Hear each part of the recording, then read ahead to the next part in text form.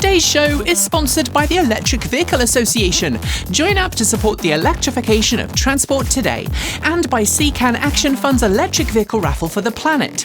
Buy your ticket today to support their mission to fight for a cleaner air and a healthier environment, and get 3 chances to win a brand new EV with every ticket. And by Energy Sage. Plan your own energy independence and insulate yourself from rising energy costs. And by you. Stick around to find out how to keep us 100% independent. Welcome back to another episode of TEN, Transport Evolved News. Thanks for joining me. I hope you are safe, well, and with someone you care about who also cares for you. And if you had a break for Canada Day or US Independence Day last week, I hope you've been able to get some much needed you time. We start today with a little roundup of Q2 and June estimates, which have come in during the last week. Unfortunately, these are by no means comprehensive. Tesla reported a 25% increase in sales during Q2 compared to the same period last year, with 480,126 units delivered. Lucid pushed its Q2 estimates, delivering 3,953 units and announcing a global restructuring of its executive leadership team to save money and improve performance.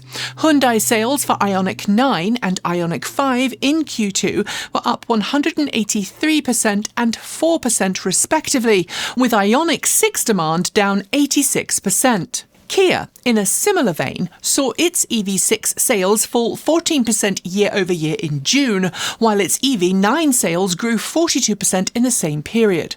Ford, meanwhile, had a terrible second quarter, reporting a 10.3% overall sales decline in the US, driven by a 40.7% year-over-year decrease in EV sales. A similar pattern occurred at Honda, where Prologue sales were down in the US 42.3% year-over-year in June. After a strong Q2 in which it delivered 12,194 units, Rivian has pushed its 2026 production forecast upwards, driven in part by anticipated growth in sales due to its just-launched R2, and BYD showed signs of a continued sales recovery, selling 403,472 plug-in vehicles globally in June, up 5.5% year-over-year. But while EV sales in the US continue to fall due to continuing political hostility towards cleaner, greener transportation, sales elsewhere are setting records. In Norway, EV sales, 96.5% of all new passenger car registrations during June, helped the country's EV fleet surpass 1 million vehicles, while in the UK, high sales in June helped the country hit a 30% EV market share for the month. So yes, US sales have been falling, but elsewhere, the exact opposite. You may have noticed I kept GM out of my roundup figures, and that's because, well, it's complicated. In addition to the overwhelming majority of its EVs across its various brands suffering poor sales during the quarter, Hummer EV was down 56.8% year-over-year, Equinox EV sales were down 61.8%, Blazer EV down 68%, and Silverado EV down 25.9%, with only the Cadillac Optiq and Vistiq, along with the Sierra.EV, seeing small rises in sales year-over-year. GM disclosed it has now more than 4,500 new Bolt EVs sitting in inventory on dealer lots across the US. Now, to be fair, GM sold 3,433 Bolt EVs in Q2, up from the 791 reported in Q1. But as we and others have already noted, GM isn't incentivizing its dealerships to sell Bolts, and all the advertising I've seen in recent months has ignored the Bolt's existence entirely. Given dealers aren't complaining publicly about this, some are theorizing GM is intentionally building a stock to enable it to continue selling the Bolt long after production ends, but I'm not convinced. BMW officially unveiled the new X5 family of vehicles last week with a range of different drivetrain and powertrain levels on offer, including petrol, diesel, mild hybrid and plug-in hybrid, along with a battery electric and hydrogen fuel cell variant. Here we're most interested in the iX5, which will launch in the iX5 60 xDrive configuration with a 141 kilowatt-hour, 800-volt battery pack that BMW claims will offer an estimated but not homologated 845 kilometers or 525 miles of range per charge. Built on the same Neue Klasse platform as the iX3 and i3, the iX5 is the first all-electric X5 and will go on sale in the first quarter of next year with an estimated sticker price in excess of $81,000, where it will actually be made and then exported to other markets. BMW is calling it a mid-size SUV, but it really is another massive full-size SUV, and that could limit its appeal in much of Europe. The fuel cell variant is expected to launch later, and full specs have yet to be published, but BMW quotes a range of up to 466 miles. Tesla is yet again in the spotlight after a video surfaced online of a woman allegedly sleeping at the wheel of a Tesla Model 3 on the Trans-Canada Highway. While Tesla's FSD system features several things designed to track driver alertness, the driver in this video, which I don't have the rights to share, did appear to be wearing polarizing sunglasses, which is known to confuse Tesla's driver monitoring camera.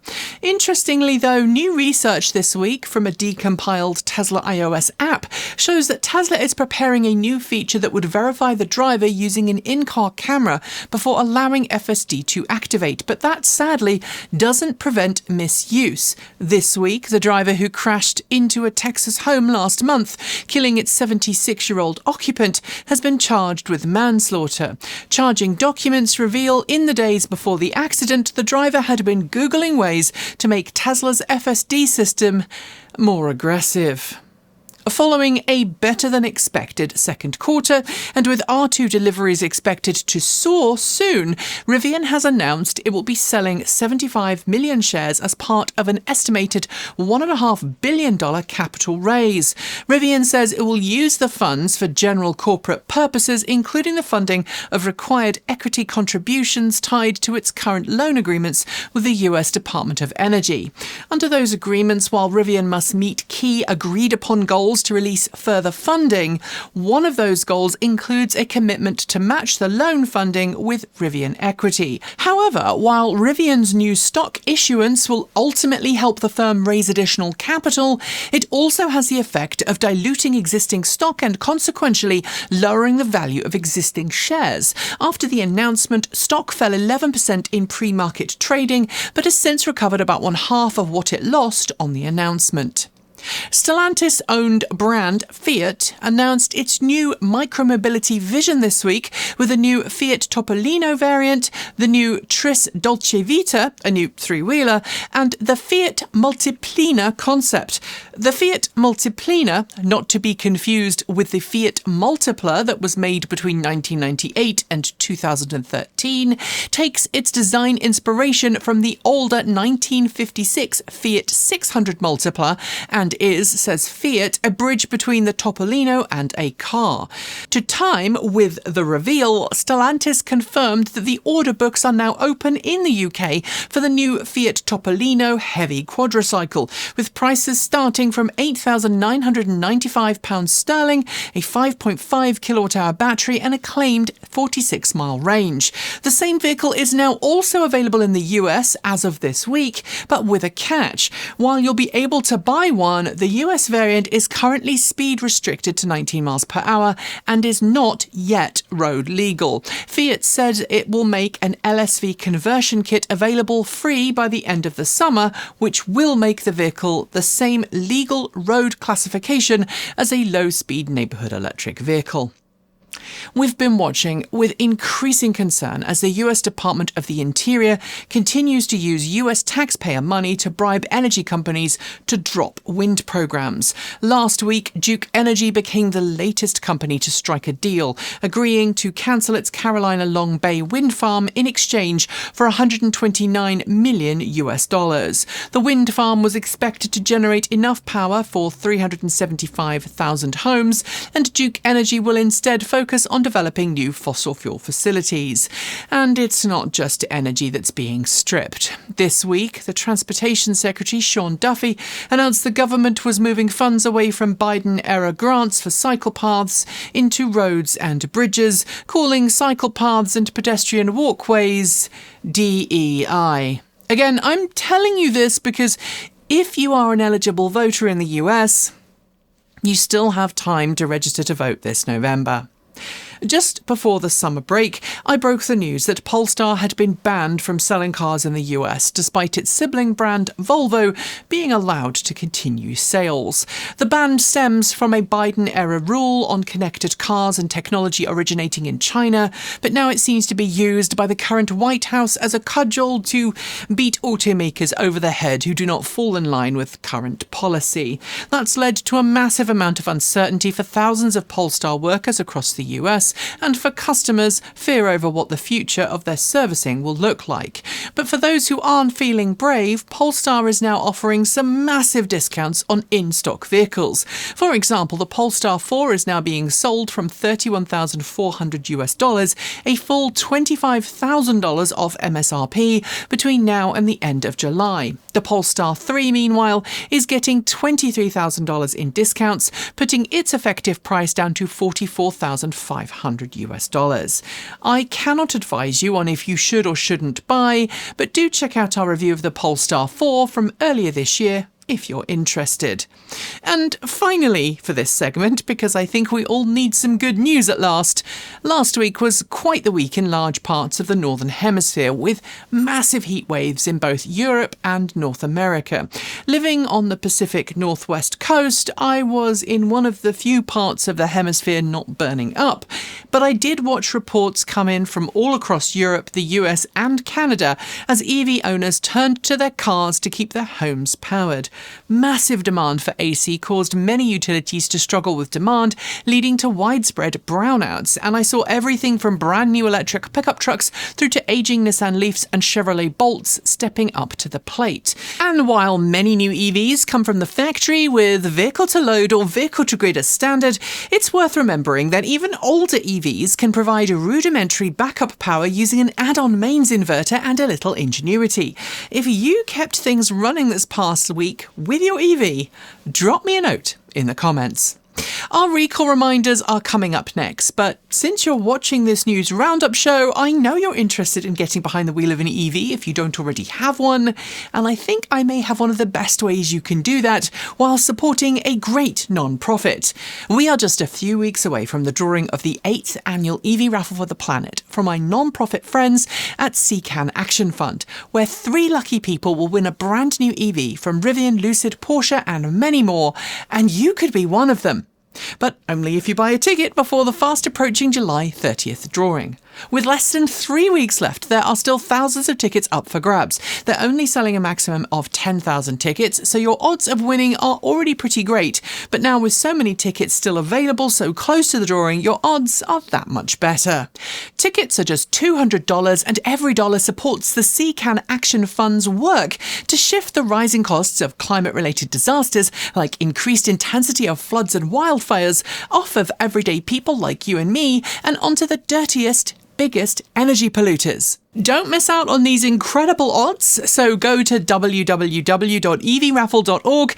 That's evraffle.org. You can check the link in the description for that link, or point your smartphone device at the on-screen QR code right here to get your chance to win a brand new EV and support a fantastic non-profit before it's too late. Good luck! Now, it's time for our recall reminders. You'll find the links in the show note to all of those recalls. GM has recalled the Cadillac Vistiq after discovering that when its third-row power fold is activated, the seat mechanism may fail to detect an object or person in its way. The function will be disabled until parts are available to fix it. Harbinger Motors is recalling some of its stripped chassis vehicles to address an issue with the steering gear assembly bolts, which could come loose or break. And Ford is recalling nearly 43,000 Mustang Mach E vehicles in the US after identifying a potential issue with the rear differential pinion shaft, which may fracture.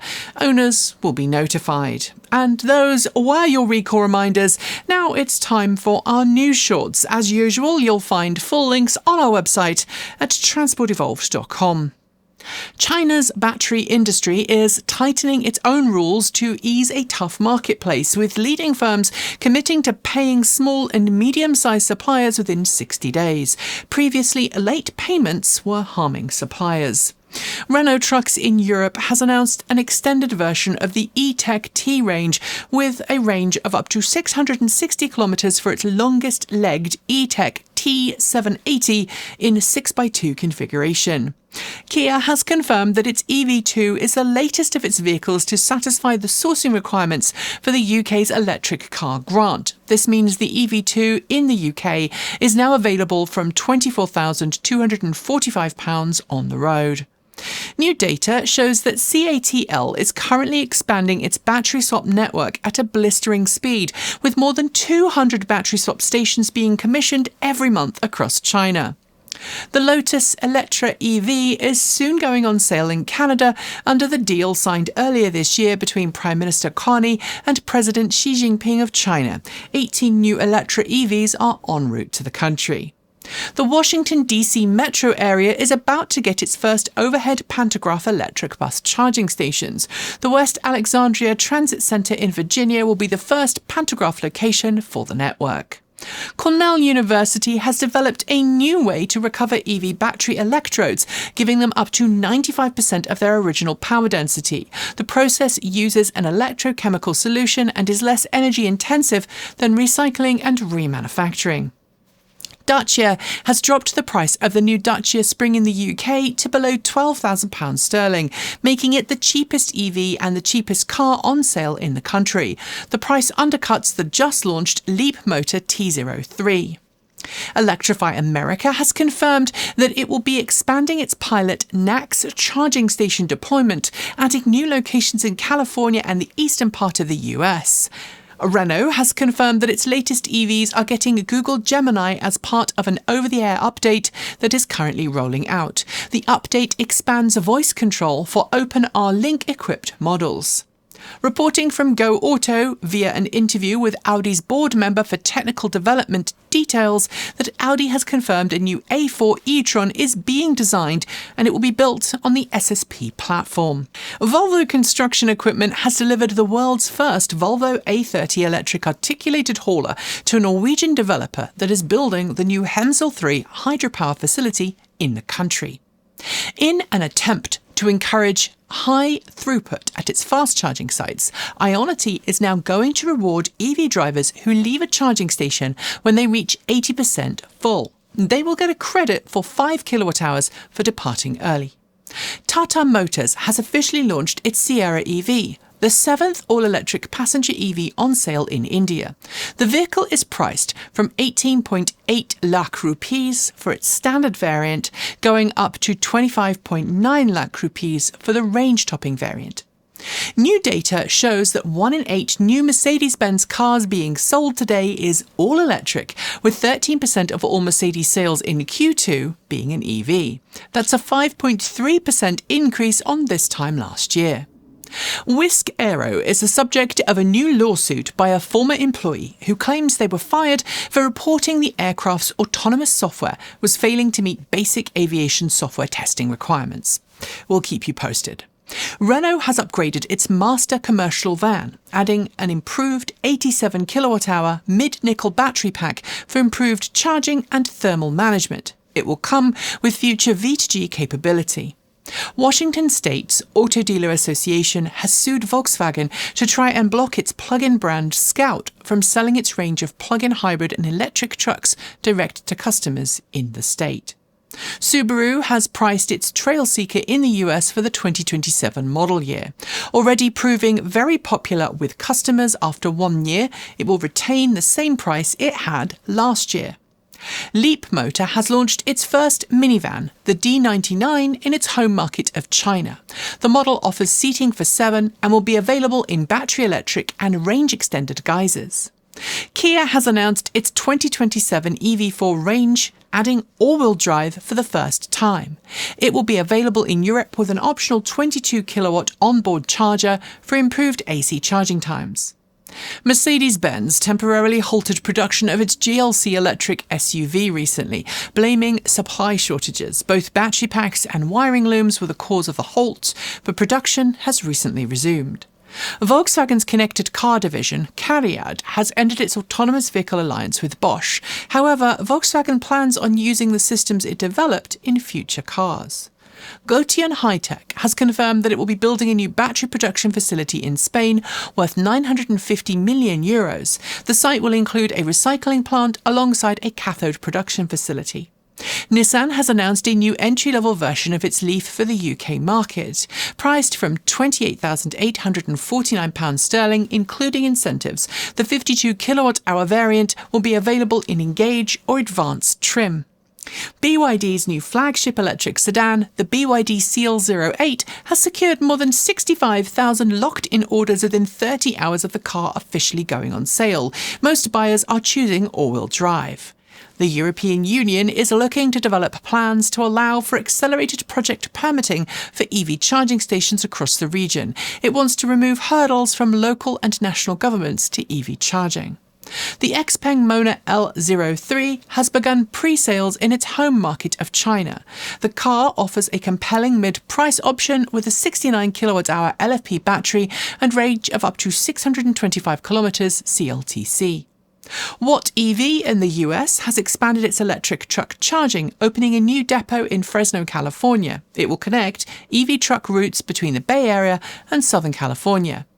CATL has just unveiled a new commercial EV battery pack that it says operates at charge rates of up to 8C. It can charge from 20 to 80% in less than 7 minutes. McMurtry has officially shared details of the production version of its Spéirling single-seat race car. It's not road legal, and it will cost somewhere in the order of £1 million. Reporting from French financial newspaper L'Echo alleges that BYD tried to buy a stake in Renault twice in the last 2 years. It says Renault rejected both bids, but neither automaker have confirmed the reporting. Irish charging network ESB eCars has raised its prices across both Ireland and Northern Ireland. The higher tariffs affect pay-as-you-go and subscription customers, but removes previous tiered pricing structure. German newspaper Handelsblatt reports this week that Volkswagen is considering bringing some of its Chinese-made EVs to Europe. The firm has not confirmed the reporting. Joby Aviation and Toyota have launched the initial phase of a strategic manufacturing alliance to bring eVTOL air taxis to mass production. Their partnership is a very important one to both industries. The government of South Korea has excluded BYD's only passenger EV on sale in the country from its subsidy program, claiming BYD failed its technical, supply chain and environmental assessments. The Spanish government has confirmed an investment of more than €100 million into e-mobility programs across the nation, including as many as 2,700 new fast charging stations. An EV for clunkers scheme announced by the Irish government called ICE to EV has proven so popular it was fully subscribed within an hour of the programme launching. The government will assess the results before making a decision about its future. Researchers at the University of Cambridge say they've discovered the secret to long lives for EV battery packs: compressing them. Researchers says that physical pressure can improve the durability and lifespan of EV battery packs by a factor of 2.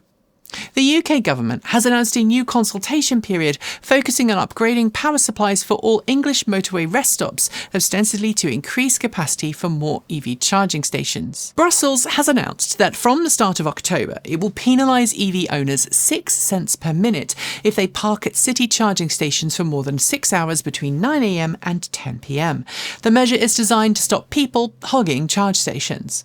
Leapmotor has announced the order books have opened for its new B03X crossover in Europe. The car is being marketed as a compact crossover and deliveries will start later this year.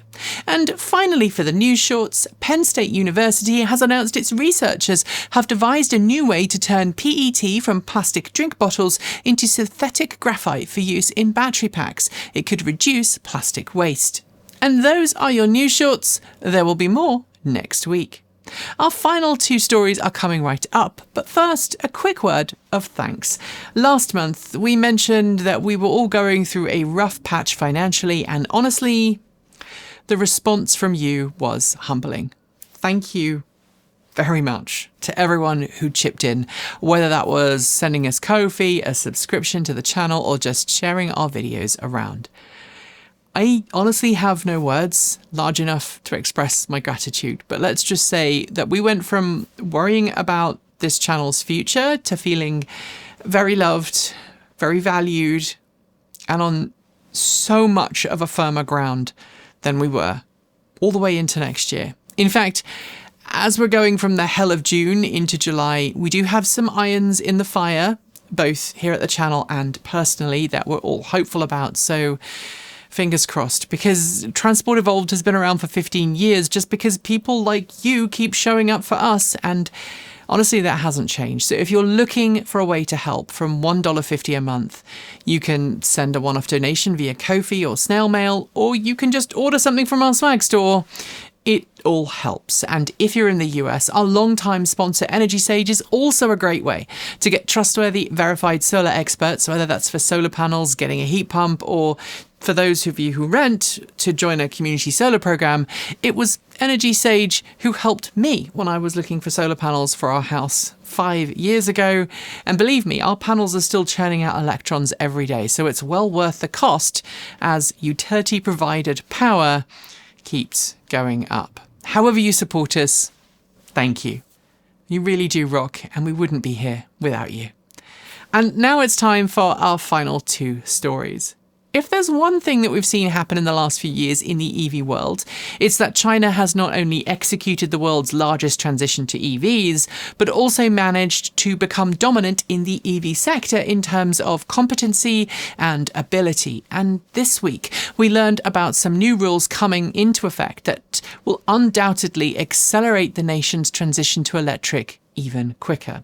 First, as of the start of this month, all EVs must now have battery packs that comply with 2 new rules that can be summarised as no fire, no explosion. The rules require that cells themselves do not experience any fire or explosion when thermal runaway occurs as a result of a puncture or something else going wrong inside the pack, and the tests that govern that now include bottom impact and long-term fast charge cycle testing.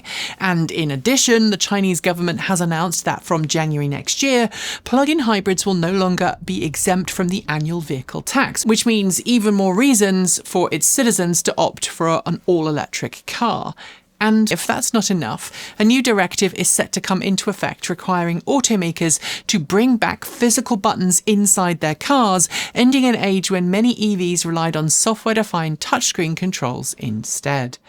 And finally, one of the arguments often used against solar panel deployment, especially from parts of the political right, is that solar panels take up an inordinate amount of valuable farmland, scare animals, and kill crops. And earlier this year, I, as a farm girl myself, had a great pleasure of debunking that myth with some cold, hard scientific facts from the world of agrivoltaics, or if you prefer, agrovoltaics, depending on where you live in the world. If you missed it, the general consensus is that solar can coexist with farming and even improve the welfare of animals and the quality of crops raised alongside solar. Well, this week, the favour went the other way when we learned that Volkswagen has decided to employ a flock of around 100 sheep to keep the grass in check around the 31,000 solar panels at one of its production facilities in Poland. Partially shaded grass is known to be better quality for grazing than grass that's been in full sunlight all the time. So this is a win for Volkswagen, a win for the farmer, and a win for the sheep too. And honestly, it's not at all bad.